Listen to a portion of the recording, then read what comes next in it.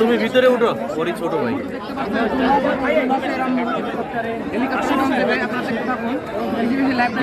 ভাইয়া তো সামনে যায়।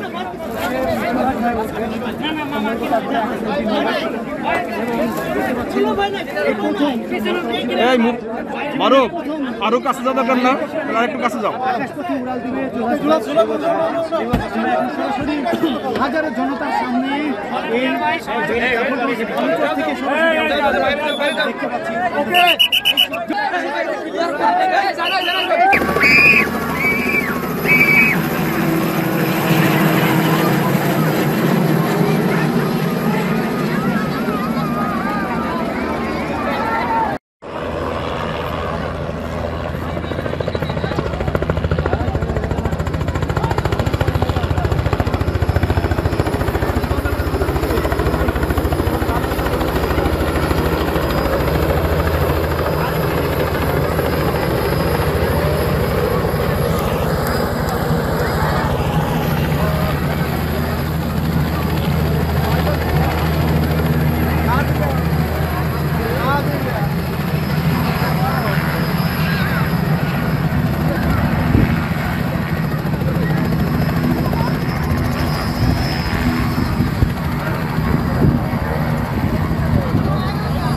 এয়ারক্রাফট কিন্তু আবিষ্কার হয়েছে 120 বছর আগে।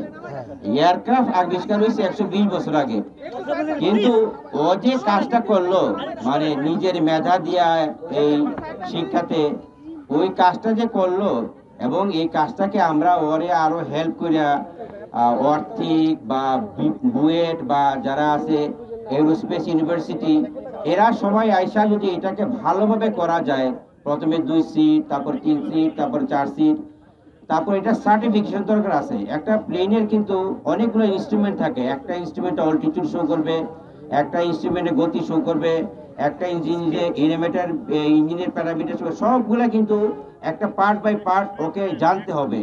ও জানলে তোমার তো এইসব ইনস্ট্রুমেন্ট আপাতত নাই কিছু না। আচ্ছা, ও পরে বলবেন যে আবার কি, তো এই সবটাই কিন্তু জানতে হবে। জানতে জানতে তারপরে ও এক স্টেজে আসবে।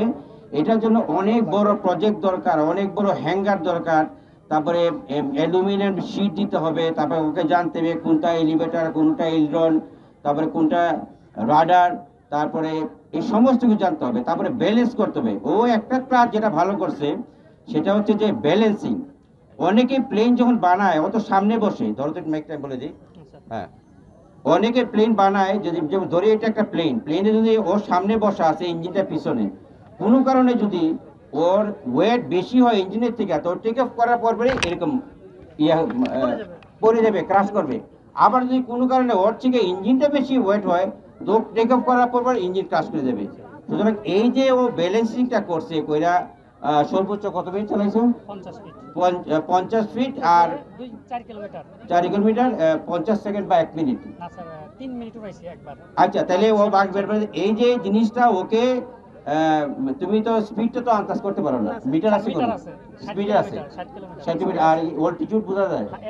আচ্ছা, অল্টিটিউড বোঝা যায় না। তার মানে এই সব জিনিস নিয়ে মানে এই এটা করা, আমি চাচ্ছি যে হোক, এটা জিনিসটা শুরু হোক।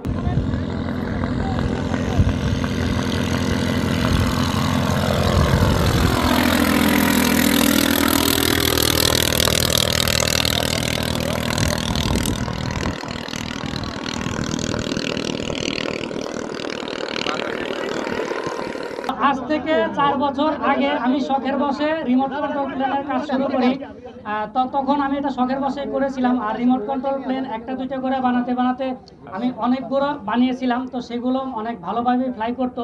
তো তখন থেকে আমার মনে হয়তো যে আসলে আমার মনে হয় এই বিমানের প্রতি এক্সপিরিয়েন্সটা আমার ভালোই হবে আমি যদি এটা নিয়ে গবেষণা করি।